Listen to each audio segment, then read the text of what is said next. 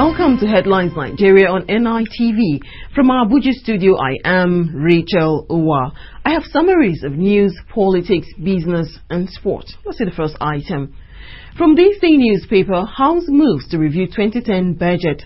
The House of Representatives may have agreed to review the 2010 Appropriation Act to pave the way for the adjustment of the crude oil benchmark from $67 to $57 per barrel. This followed a proposal by President Goodluck Jonathan to the National Assembly to review the benchmark and bring it in line with the current realities in the international oil market. Hints that the budget would be reviewed emerged yesterday after the House held a closed-door session in which the Chairman, House Committee on Appropriation, Honorable Ayo Adesheun, briefed the House on the proposal. From the same paper, at last, Senate swears in Igbeke. After a prolonged game of wit in which it cited the matter in court as restraint, the Senate yesterday swore in Afonso Igbeke of the All Nigeria People's Party ANPP as senator representing Anambra North Senatorial District. He will spend about a year in the Senate, the greater part of his tenure having been expended by Senator Joy Modi of the People's Democratic Party PDP. He had won his seat against Modi at the Court of Appeal in Enugu, but his oath-taking was stalled on many occasions by the upper house following the decision by Modi to return to the same Court of Appeal to seek interpretation of the judgment and the earlier one in which the court declared her as validly elected. From Vanguard newspaper comes the story. Abuja Court okays Iwu's trial. A federal high court sitting in Abuja yesterday rejected a request by 23 registered political parties to stall hearing in a suit by 5 eminent Nigerians seeking a mandamus order compelling the EFCC to probe the ex-chairman of INEC, Professor Maurice Iwu, over alleged perpetration of 30 billion naira fraud in the commission. From Punch newspaper, EFCC raises special team to probe ill-gotten properties. A special team has been constituted by the Economic and Financial Crimes Commission (EFCC) to investigate properties and assets whose owners cannot explain how they acquired them. The Commission's chairman, Mrs. Farida Waziri, who made this known in Abuja yesterday, also flagged multinational companies for encouraging and deepening corruption in Nigeria in their bids to win huge contracts. And in business, the Guardian newspaper has this caption: South African firm projects Nigeria's petrochemical market at 4.5 trillion naira by 2015. Nigeria's petrochemical market is expected to generate $29.7 billion by 2015 from $14.03 billion it recorded in 2008, going by research projected by a South African company. Experts, however, believe that with the Local Content Act being signed into law by President Goodluck Jonathan and with the imminent endorsement of the Petroleum Industry Bill (PIB), the Nigeria oil and gas sector would witness tremendous growth in the next few years. From the same paper, 65% of Nigerians lack access to credit facilities, says CBN. Governor of Central Bank of Nigeria, Sanusi Lamido, on Monday in Benin City disclosed that no less than 65% of Nigerians do not have access to credit facilities.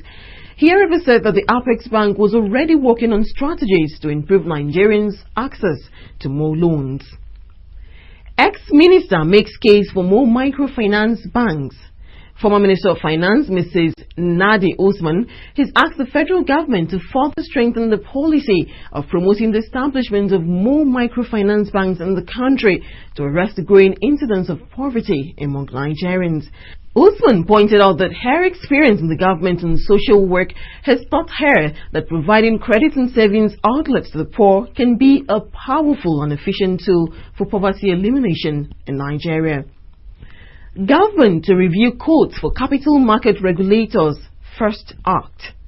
The federal government is to undertake another round of reforms in the Nigerian capital market aimed at buoying investors' confidence through transparency, improved ethical practices and effectiveness.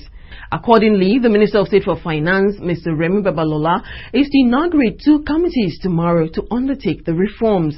The committees are to design a new code of corporate governance for capital market regulators and to review the Investment and Securities Tribunal Act. From Punch newspaper, global crisis, Nigeria lost $20 billion in capital flight, CBN. Nigeria lost about $20 billion in capital flight to the global economic crisis that ravaged more than half of the world's economy in 2009, the Central Bank of Nigeria has said. And in politics, Sun newspaper has this caption: Senator Adeyemi invites EFCC to probe National Assembly members. A call on the Economic and Financial Crimes Commission (EFCC) to investigate members of the National Assembly for corruption came from an unexpected quarter yesterday as the chairman, Senate Committee on Federal Character and Intergovernmental Affairs, Senator Smart Adeyemi, visited the chairman of the anti-corruption body, Mrs. Farida Waziri, demanding the probe of the lawmakers and insisting the chambers are peopled by corrupt lot. From this day newspaper, drama as PDP BOT meeting is aborted. The battle for the control of the soul of the People's Democratic Party PDP reached a crescendo yesterday as the party's Board of Trustees meeting was cancelled. Former President Olusegun Obasanjo and the National Working Committee are said to be involved in a fierce tussle over who calls the shots. From Vanguard newspaper, 2011, Jonathan will observe zoning, mark. Senate President David Mark said yesterday that President Goodluck Jonathan would not jettison the current zoning arrangement in election into public offices or the federal character principles as enshrined in the Constitution. Mimiko, Labour Party, dismissed Obasanjo's statement on polls. The Ondo State Governor, Dr. Olusegun Mimiko, has dismissed a threat by former President Olusegun Obasanjo that the People's Democratic Party will emerge victorious in the state in the 2011 general election. The governor stated this at Igbeke while receiving 10,000 members of PDP, Action Congress, All Nigeria People's Party who defected to Labour Party. And in sports, from Punch newspaper, Yobo Obasi, hopeful. Super Eagles defender Joseph Yobo and team striker Chinedu Obasi have expressed hope that Nigeria will do well at the forthcoming World Cup holding in South Africa between June 11 and July 11. Yobo said Nigeria had all it takes to move to the next round of the competition despite the stiff opposition in the preliminary stage of the event. Amodu Eagles were predictable, Osaze Odewingi says Nigeria became too predictable under former coach Shuaibu Amodu, and Las Lagabag has already created a buzz around the squad. Osaze was one of the more outspoken critics of Amodu's regime, but he told KickOffNigeria.com that he did so without malice. Attar assures on Mikel's fitness. Super Eagles team coordinator Emmanuel Attar says Chelsea's midfielder Mikel Obi will be fit and time for the World Cup, despite uncertainty over the player's ability to recover before the Mundial. Falcons arrive from Abidjan. The Super Falcons will arrive Nigeria today after they end a hard-fought 2-1 win in Abidjan against Cote d'Ivoire in a first-leg South African 2010 African Women's Championship and Germany 2011 Women's World Cup qualifier. That's it on Headlines Nigeria Today from Abuja. I am Rachel Owa. Thanks for logging on.